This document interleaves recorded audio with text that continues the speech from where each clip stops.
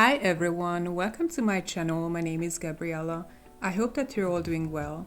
Today's video is the final episode of my Finishing My Sketches from Greece series. Now I'm realizing that I've really filmed a lot while I was there.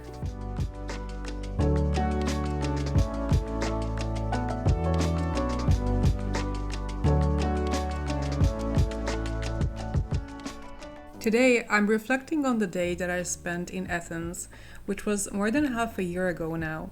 Athens is probably the #1 destination for tourists visiting Greece. I myself had pretty high expectations. The last time that I had visited Athens was when I was 16, and to be honest, I don't have a lot of memories of it for some reason. This is my return 23 years later, on May the 16th, 2025.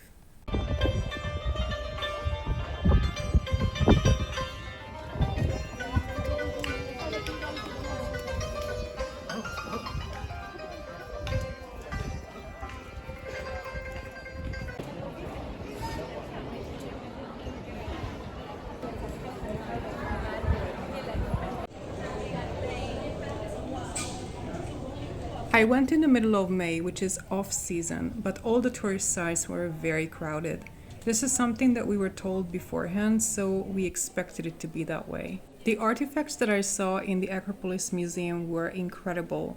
I genuinely learned a lot about the history. There is an exhibition that contained artifacts from the old Acropolis that was destroyed during the Persian invasion in the 5th century BC that was fascinating. Unfortunately, I was not allowed to take pictures there, and the security guards took this very seriously, so unfortunately no pictures. The Acropolis Museum has a noticeable beef with the British Museum in a way they set up certain artifacts. This was a common theme throughout. I mean, rightfully so, I can't blame them, but it was also somewhat entertaining to see. Someone even asked this from our tour guide at the museum visit: is the British Museum ever going to give back the stolen artifacts? And we actually received a very nuanced, well-informed response, like how complicated this actually is in reality. It was pretty eye-opening.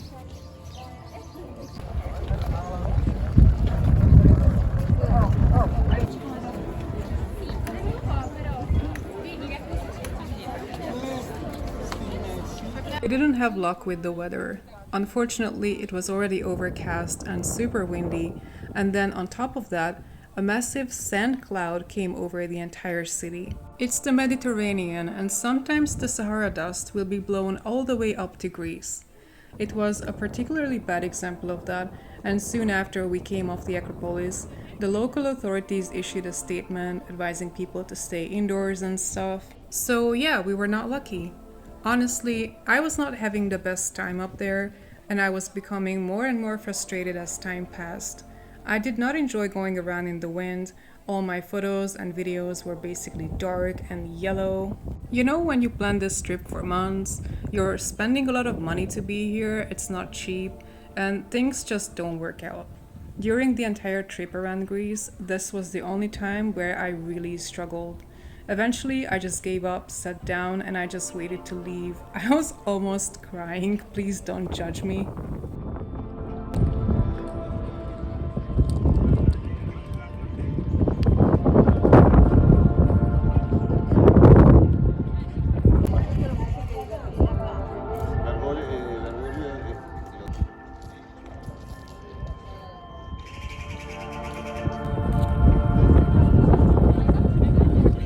The weather didn't improve much throughout the day.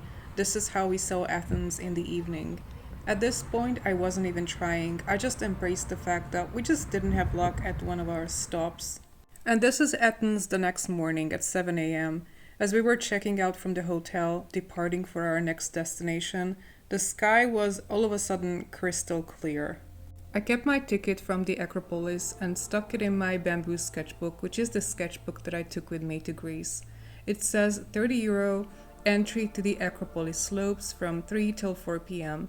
You are only allowed to be there during your designated time slot, and they are pretty strict about it. I did a pencil sketch on the other page, either on the bus or at the hotel the same night, I don't remember. But I didn't have the opportunity to color it in, so that's what we're going to do now.